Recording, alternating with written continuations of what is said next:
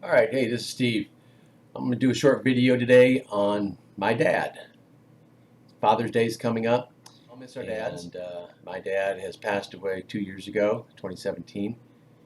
But there's not a day goes by that I don't miss him. Anyway, so starting off when we were young, Dad liked to play. Problem was, Dad had to work. So just like most parents in that time, you had to work really hard in order to make ends meet. Dad wanted to give us all a home, give us stuff to do, play. Um, Looking back on it, I think that my parents were really focused on providing us with an opportunity to enjoy our childhood. And they did that really, really well. And I think in that, they enjoyed what they didn't get in their childhood. It's kind of how I kind of look at that. Um, my mom and my dad's childhood was very hard. Um, Mom traveled a lot. Her dad died at a young age.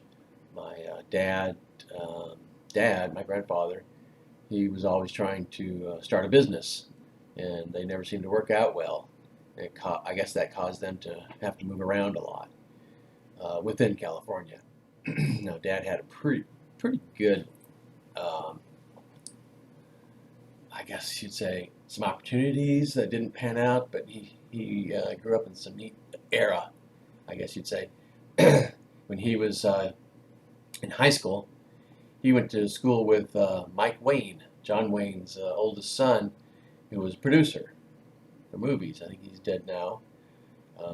But he went to school with him, and he was able to go to John Wayne's house. Actually, saw John Wayne, but you got to think about it. Here's a movie star. Here's my dad's. My dad was a friend of his son, so I was just like, hey, just don't make noise. Got work to do over here, that kind of thing. But he was at his house, got to see him. I think that's pretty cool, and so that kind of brought John Wayne into our family a little deeper than it would have normally, just as a admirer of his work. My dad was sort of in the era of Fonzie, it had the Levi's and the rolled up shirts. His side was sort of on the tough local gangish type environment. Not like today's, but back then, like I said, in the Happy Days type of thing. Um, so I had to deal with that. So he had some neat perspectives. And the times when we were growing up, they liked to go to Big Bear, and we went camping a lot. We had an old surplus tent made out of canvas that we used to always go camping in, and I used that until it fell apart. One time I was up there camping, and it rained, and the thing just disintegrated. Poles went through, and there was no repairing. That thing had so many patches on it. It was amazing. And that was before nylon. This is an old surplus army tent. Really, really, really cool. We used that, a whole family of five sleeping in that on vacations. That's what we did. We did a lot of vacations. We went to Big Bear a lot, camped. We did some family trips in the car, which were always eventful and stressful, but we did see some neat things. We took a trip from California up to Washington and back, and we saw some really neat things. We did a lot of arguing, and if you don't shut up, I'm going to stop this car kind of situations. But it was fun. I mean, there's a lot of memories there.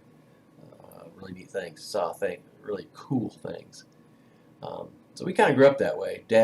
Mom used to let us Dad bought us motorcycles. Started off with mopeds from a friend. We converted those into off-road mopeds.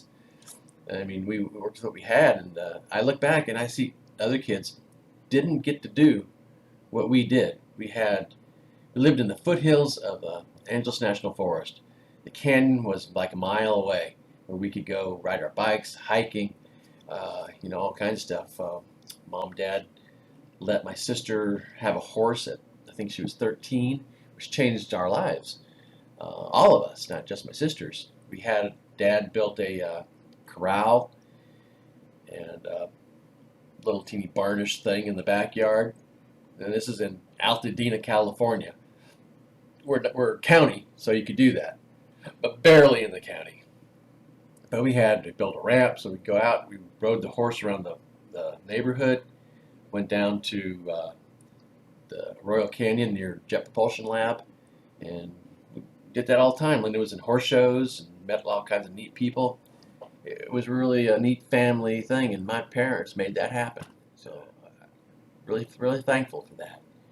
Um, I remember one time we had a rope, big thick rope, and we tied it from our pine tree in the front yard, secured it to the bottom, and we used to get branches that were like a wishbone and slide down the rope in the front yard. And we used to drive three-wheel, what do you call it, ATVs around. My sister's friends, I think one of them owned a motorcycle shop. And we did all kinds of stuff. And parents back then, even more nowadays, don't let their kids do anything. They don't even let them go out in the backyard and play in the mud. It's amazing. So much of loss of childhood for kids these days. But our parents were focused on providing us as much healthy fun as they possibly could. They taught us how to bowl, got us into baseball. I played football. David did track. They got us into private schools, which really helped out our education. They really cared on a limited budget. Mom tells me recently that things were so tight for us back in California, you could gather bottles and turn them in for money. Well, I thought we were just doing that for fun, but she tells me we did that so we could have milk and bread on the table. Glad we were able to collect a lot of bottles. So it was hard, but they did provide a home, a house, entertainment, love, education, everything. I think kids need. We had a little bit of turmoil, but what family doesn't have some turmoil? That's just the way it is. I think we're all healthy for it. We all were successful for a while. My brother's retired. I'm retired.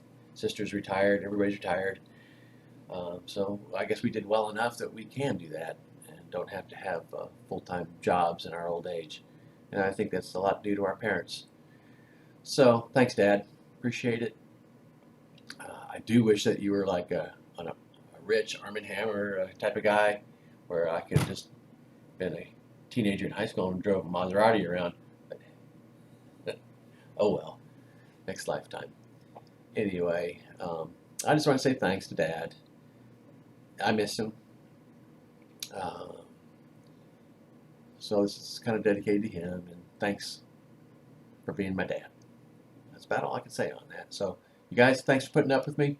I don't put out many of these type of things. It's just that I think it's kind of important.